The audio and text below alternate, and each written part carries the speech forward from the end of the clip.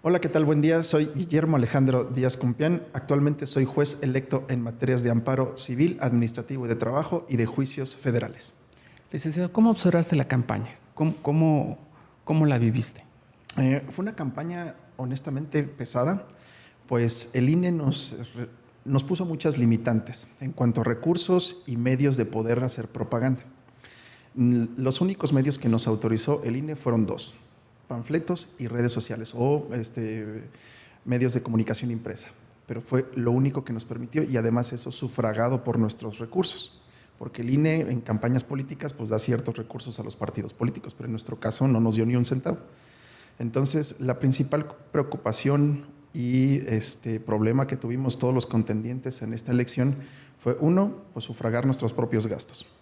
Y en segundo lugar es darnos a conocer solamente a través de prensa escrita o medios o panfletos y redes sociales. Y redes sociales también se nos limitó el no pautar. Entonces solamente era crecer de manera orgánica. Entonces esos dos aspectos fueron los que realmente nos complicó bastante el desarrollo de esta campaña. ¿Tú formas parte del Poder Judicial? Sí. ¿Y entonces pediste licencia o...? Pedí licencia exactamente en... El propio Consejo de la Judicatura Federal, que actualmente es mi patrón, nos dio unos lineamientos que podíamos pedir o licencia sin goce de sueldo, o días económicos, o permisos para ausentarse sin goce de sueldo. Entonces yo hice ahora sí que herramienta tanto de licencias como permisos sin goce de sueldo. Ok. ¿Qué tan complicado te fue recorrer? ¿Eres juez para la jurisdicción de Querétaro solamente? Así es, o sea, soy juez federal, pero para toda la jurisdicción de Querétaro. ¿Fuiste a todos los municipios? No, lamentablemente fue algo también que se me complicó. De los 18 municipios que conforman todo el estado de Querétaro, pude recorrer aproximadamente la mitad, porque los que ya fueron los más complicados fueron los de la Sierra Gorda, o sea, hacia el norte del estado, que por cuestión logística y también por el trabajo se me complicaron poderlos visitar. Pero una de mis propuestas, incluso uno de mis compromisos que tuve es, una vez ya ejerciendo funciones como juez de distrito, me comprometí a visitar de manera progresista cada 3 meses alguno de los municipios más lejanos para conocer las vicisitudes o problemas que tengan los municipios. Ok. ¿Cómo te fue? ¿Cómo te fue en votos? En votos, bastante bien. Aquí en el estado de Querétaro fue uno de los más votados, con 87,800 votos más o menos. O sea, tienes más votos que un diputado.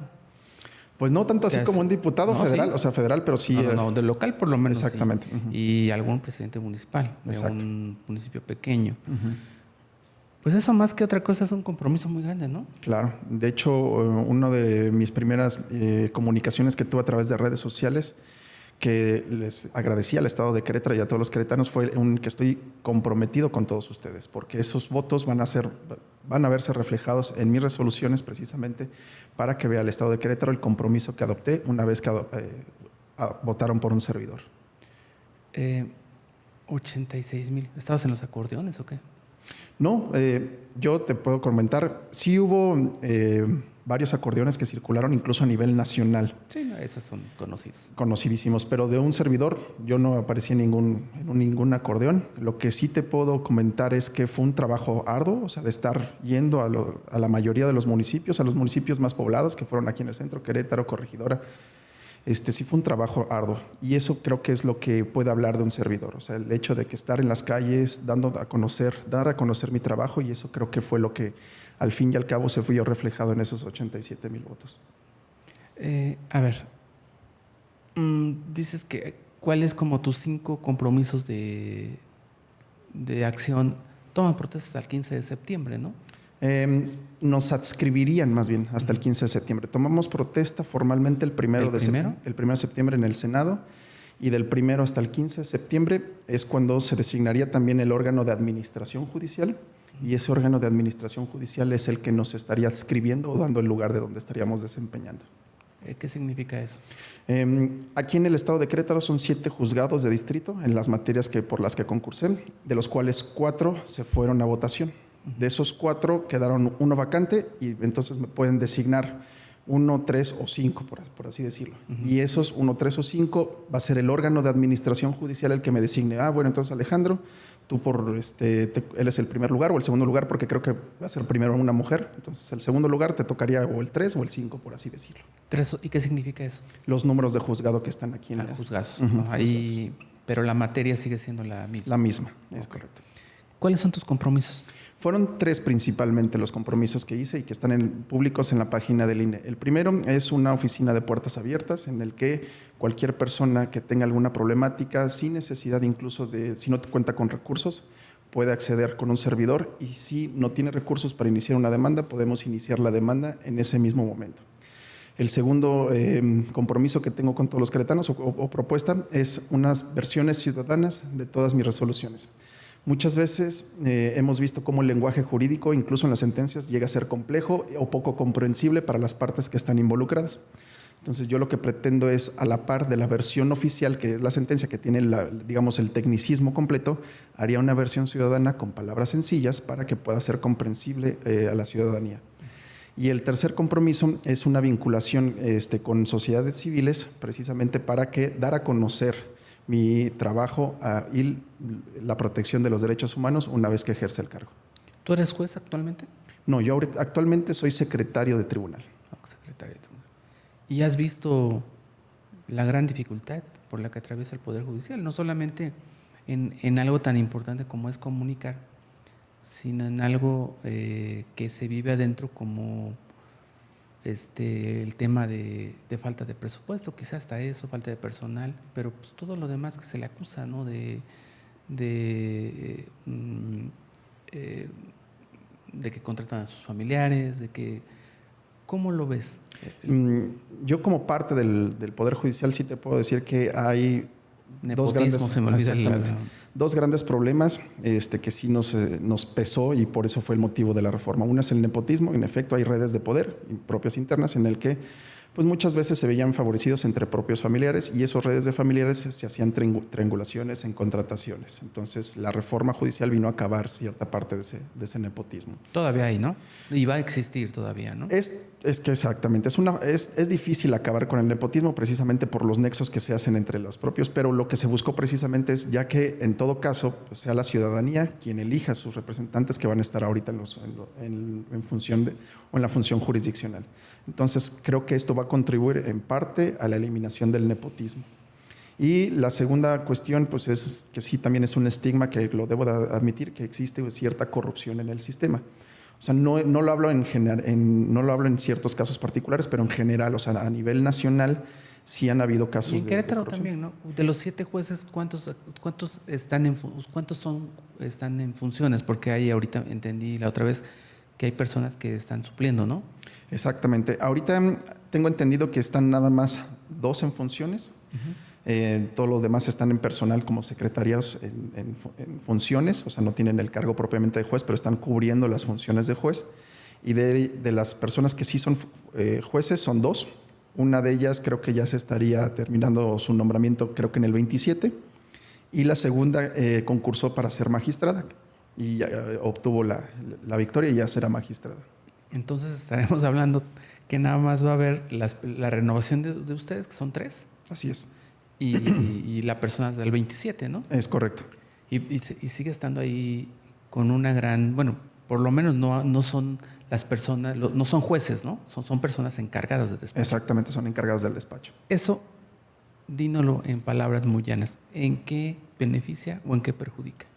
¿En qué beneficia? Bueno, mientras de aquí al 27 hay una continuidad en el desarrollo o las actividades normales del órgano jurisdiccional, que implica pues, que se van a seguir emitiendo resoluciones, se van a resolver los casos y va a haber cierta continuidad en esa impartición de justicia. Y el contra es, lo que puede ser es que sí genera cierto rezago, o sea, con independencia del personal que se encuentre a cargo, pues es mucho el volumen que maneja la ciudad de Querétaro. O sea, todo el estado de Querétaro en general maneja mucho volumen en este tipo de asuntos, y más como es competencia mixta, o sea, conocemos 3 materias en materia de amparo y juicios federales. ¿Qué volumen de trabajo, para darnos una idea? Pues estamos hablando que en promedio al año están hablando, bueno, te puedo decir que están alrededor de los 2,000, 3,000 juicios al año. que atienden los 7. Que atienden los 7. O sea, cada uno. A cada uno. Cada uno. 2,000 cada uno. Exactamente. O sea, son 14,000 es correcto. asuntos que tratan en los juzgados federales. Así es. Es un volumen impresionante. ¿Y esto debido a qué? Pues la materia que nosotros conocemos es amparo. Entonces, lo que vemos son juicios contra autoridades, que significa que la autoridad está violando derechos humanos o incumpliendo ciertas normas constitucionales, y eso es lo principal que vamos a ver nosotros. O sea, que hay actos de autoridad que vulneran los derechos de estas personas, y eso es lo que vamos a conocer a través del juicio de amparo. Y con independencia de eso, juicios federales, que en su mayoría son juicios mercantiles, que significa que un ejemplo, que tienen pagarés, títulos de crédito en general, y eso se va a conocer ante este tipo de instancias. Es un mundo de trabajo. Es un mundo de trabajo. En tu hoja de servicio, o sea, ¿podríamos encontrar que no hay ninguna irregularidad? Sí, en ese aspecto tengo la conciencia tranquila de que yo ya tengo más de 15 años al servicio público de manera intachable.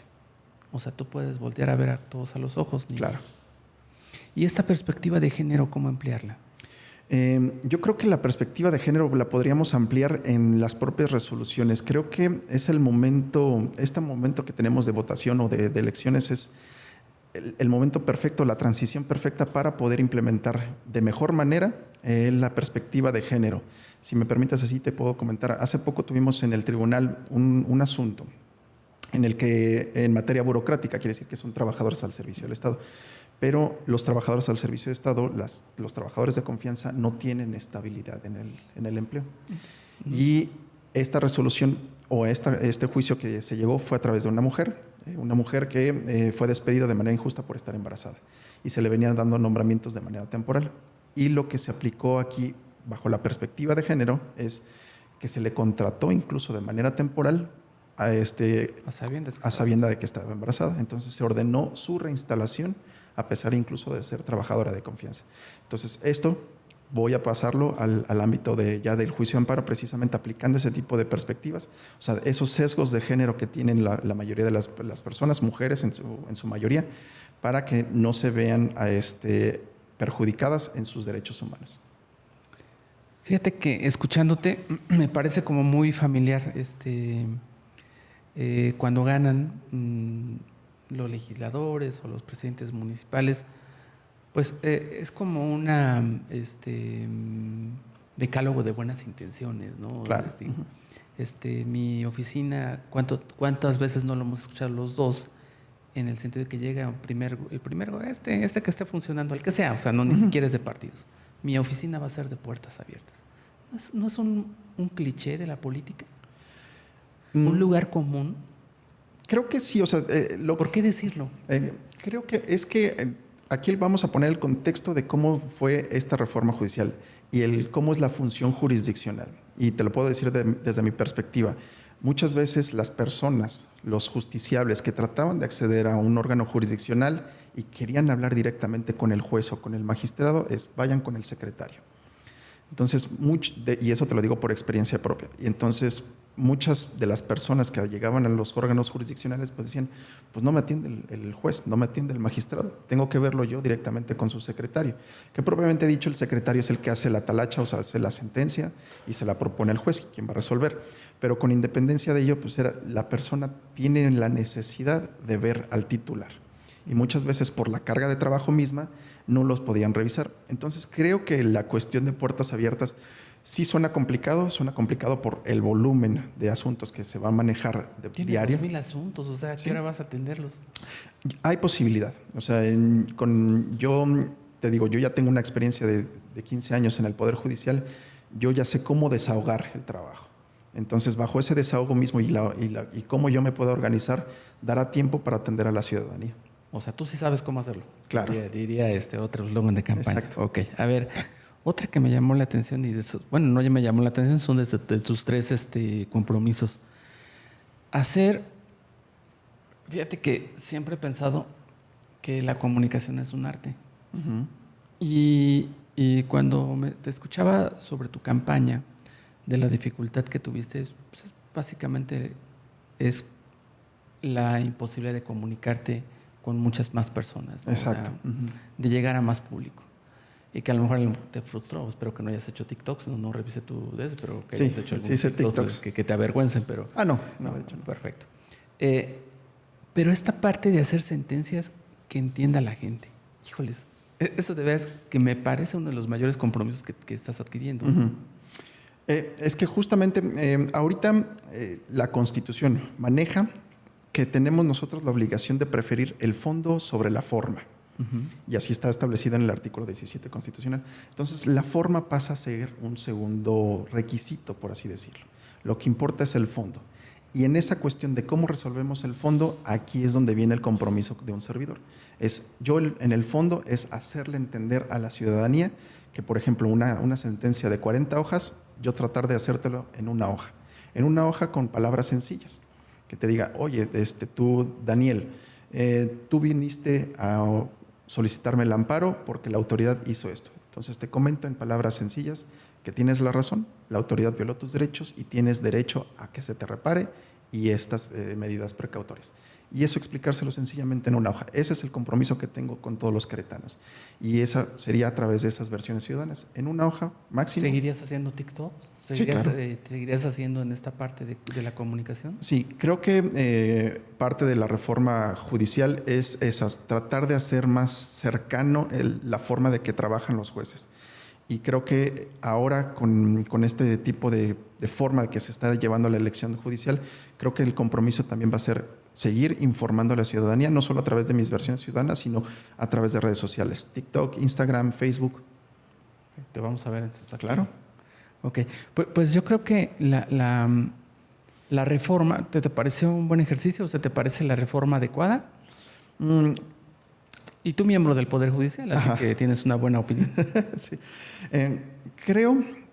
Creo que la forma o el método no lo compartí en un principio, te soy honesto, porque, pues, seamos honestos, ¿cómo puede llegar a una persona votada a llegar a ejercer la función? Hay sus, digamos, sus bemoles puede ser que coge la reforma en ese aspecto, por cómo vamos a elegir a nuestros representantes en los órganos jurisdiccionales. Pero con independencia de eso, creo que sí tiene sus bondades.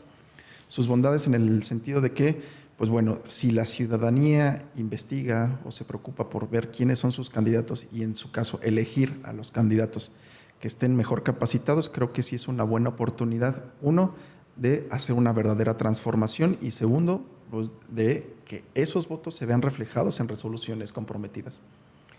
A toro pasado, ¿tú viste que se eligieron a lo mejor a miembros del crimen organizado, personas malas, con malas trayectorias? Digo, no digas nombres, pero en lo que se eligió aquí en Querétaro. Aquí en Querétaro no, pero a nivel nacional sí, incluso en la sesión extraordinaria que tuvo el Instituto Nacional Electoral para ya hacer la validación del proceso electoral, sí se dieron casos en donde una persona, por lo menos, no aquí en el estado de Querétaro, pero que está en proceso, está en la cárcel y al estar en la cárcel, pues declararon vacante su puesto. Sí. Pues ya nada más faltaría eso, ¿no? Que acá pues te ofrezco a ver si podemos establecer un mecanismo de comunicación, a ver si te interesa. Claro que sí. Que nos pudieras visitar con regularidad y que nos pudieras explicar algunas de las cosas que haces. Solamente con un objetivo, creo yo. Poderle decir a la gente de qué puede hacerse llegar de la justicia, ¿no? O sea, porque muchas veces no sabemos orientarla, ¿no? Claro. La orientación siempre es importante y si podemos llegar a una persona y cambiarle la vida, ya la logramos.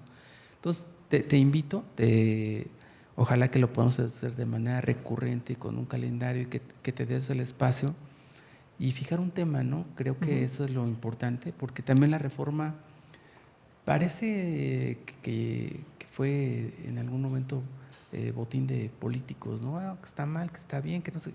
Y en realidad las personas que competían luego quedaban en segundo plano, ¿no? No sé. Te lo ofrezco, licenciado, a ver si podemos lograrlo y podemos establecer que a partir de una resolución tuya la gente diga, pues estoy en esa misma circunstancia y puedo acceder a la justicia. Justamente, qué bueno que tocas ese punto porque ese es el tema o ese es el propósito que yo tengo con esas versiones ciudadanas. Porque además de la versión ciudadana, yo quiero transmitir eso a redes sociales y agradezco mucho la invitación. Y asimismo, como a la par, yo también te invito, una vez que ya tenga funciones, en el momento que ustedes decidan ir, con toda confianza, serán recibidos sin siquiera cita. Entonces, volviendo a lo que Luego te quería no se comentar. aguantan, ¿eh? No, Luego no se aguantan. claro que sí, de verdad, con toda honestidad te lo digo. Te voy a dar la palabra. No, al contrario, muchas gracias. Y la segunda cuestión es justamente eso. Lo que pretendo con las versiones ciudadanas es eso. Si hay una persona que se llegue a identificar con el caso que yo tengo, es precisamente incluso que pueda tomar uno de mis compromisos, es, oiga, señor juez, yo vi en sus redes sociales que tuvo un asunto así y asá, que me está sucediendo lo mismo. Y si yo veo que tiene las mismas características, en ese momento podemos iniciar la demanda. Y eso es el propósito precisamente de las versiones ciudadanas y la Oficina de Puertas Abiertas, que toda la gente se pueda, uno, sentir escuchada y dos, que puedan ver la justicia como una forma accesible de respetar sus derechos. Ayudar.